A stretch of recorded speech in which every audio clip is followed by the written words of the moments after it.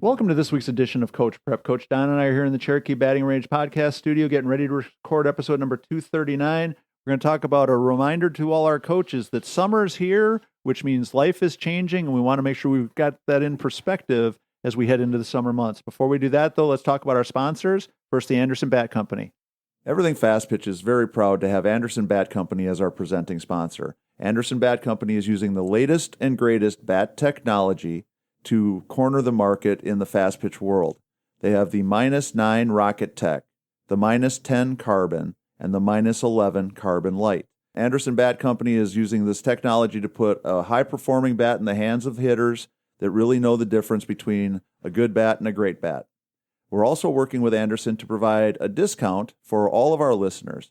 Go to the Anderson Bat Company website and order your bats. Use the EFP20 discount, which is for everything fast pitch, and you'll get a 20% discount. And again, please make sure you take advantage of that EFP20 discount. That's a great way for you to save that additional 20% and also support the podcast at the same time. Also, if you can, we would love for you to become a patron. Go to patreon.com/everythingfastpitch. We've got a great group of patrons. We want to say thank you to them. We hope that they know how much we really do appreciate their support. We would love to see some more of you come on board. If you're in a position where you can help us, please go to patreon.com. We're talking about $5, $10, or $20 a month. There's a lot of expenses that go into keeping this podcast rolling. I promise you, Coach Don and I are still not getting rich off of the podcast business. We love doing it, but we like not losing money doing it. And so every patrons, bit helps. Yeah, the patrons are the reason that we can keep going the way we are. So Don, we're heading into summer. Stan had a really good point that for all of our coaches, really no matter what level you're coaching at, whether it's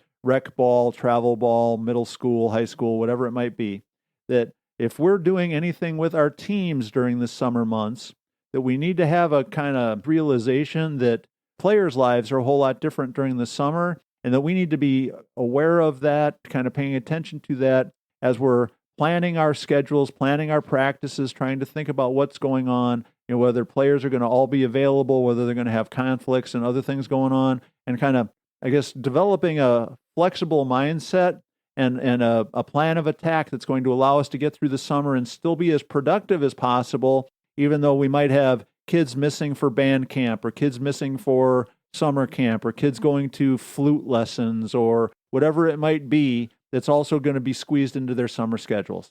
No, I think that's a great point for sure, Tori. And again, just being mindful of what's going on the other side. And that's communication too from the coaches, and say, hey, that's really important that that we get our rest tonight because we're going to have a morning practice this week to kind of simulate the 8:00 game on Saturday, and for kids not to be staying up until 2:00 in the morning when they've got an 8:00 practice, because when they're not thinking well, that's when accidents happen. Right. To your point too about all the other activities that they might be in, whether it's a camp or they're exhausted from camp, so it might not be a great conditioning day for us today because they're already exhausted and been out in the heat. And just being mindful of that stuff, I think it's a great point to bring it up and to share with the coaches. Some are probably doing that anyway, but it's a very good, valid point that to keep the best environment for the kids, we've got to be sharing our ideas of what's coming up and have expectations for the kids to make sure that they're doing their part too. Right. Well, one of the things that everybody knows, I spend a lot of time trying to look through different social media stuff,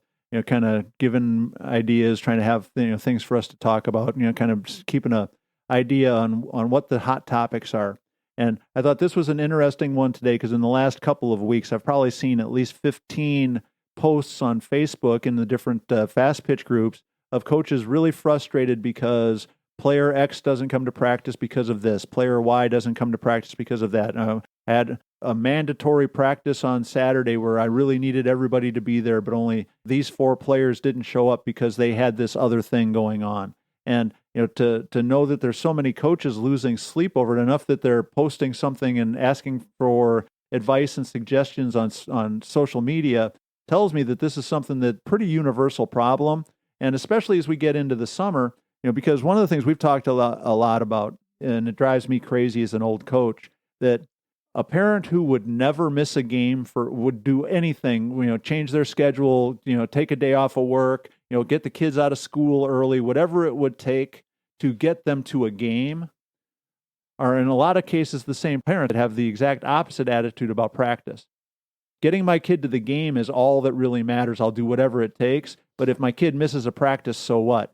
And so, to me, I can see where coaches get frustrated by it. But I think part of what we have to do is, as coaches, make sure we're staying aware of all the stuff that's going on, all the different demands on these players' times, and trying to find, I guess, a balance, kind of a happy place mentally where we can stay excited about working with the kids that are there instead of being mad about the kids that aren't.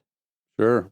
Again, every opportunity for the kids that are there is a chance for them to accelerate their skills and, and to have fun being with their teammates and things like that. And I do think that you're exactly right. Sometimes we get caught up with why it's so bad because we're not all together. But reality is there's a lot of things going on, and there is other things in softball affecting our kids. Right. So keeping that in perspective, I think, is great. Well, and I think one of the things you and I are kind of have a little bit of a skewed perspective on it, because being college coaches, I can remember in the recruiting process once, a mom with a completely straight face, sitting in my office said, well, what happens if somebody misses practice? And my mind was like, well, what do you mean misses practice? And she's like, well, what if somebody just doesn't show up at practice? And I said, well, everybody shows up at practice. Now, people miss practice because they have a class conflict or they're sick. Or they're going to be missing a whole bunch of them. But nobody just doesn't show up. And she's like, well, what do you mean? And I said, no. They can't just take a day off, Tori? They don't just because? Take the day off. And so we kind of grew up in this and coached in this world where everybody showed up all the time because they wanted to be there, they had to be there, they needed to be there to compete for a starting spot. And it kind of hit me when we were getting ready to talk about this topic that obviously there's a lot of circumstances where players, even on good teams, even good kids, are in situations where missing practice to do something else. We'll just tell them we've got an appointment, Tori. Yeah. Missing practice to do almost anything else is acceptable. And so I think it's important. But so our message today for coaches, here's your reminder. Summer is here. All your players' lives are changing. They're going to be doing different things. They're going to be involved in different things. They're going to have lots of different distractions. It's up to you to manage it, have a plan for it, figure out how you're going to deal with it. And either you can drive yourself crazy or you can drive yourself to the ballpark excited about, those that are there, the ones that are there and what you get to do that day. And to me, driving yourself crazy over stuff that you can't control just doesn't make a whole lot of sense. And so hopefully this will kind of get everybody on the same page. Make it fun for the others. Yeah, and just kind of get everybody on the same wavelength so that instead of being frustrated all the time over the other stuff that these kids have going on, is accept it and work around it, work with it, and do the best you can to make the best of it. Awesome. All right, so that's going to wrap up number 239. Make sure you support the Anderson Bat Company. Become a patron if you can. Patreon.com/everythingfastpitch. Also want to make sure you go to the fastpitchprep.com website, order your Square Cuts training discs there, and then make sure that you check out the YouTube channel and the blog posts. Tons and tons of information available to you. So for Coach Don McKinley and our producer Stan Lewis, this is Coach Tori. Thanks for listening. We'll talk to you again next week.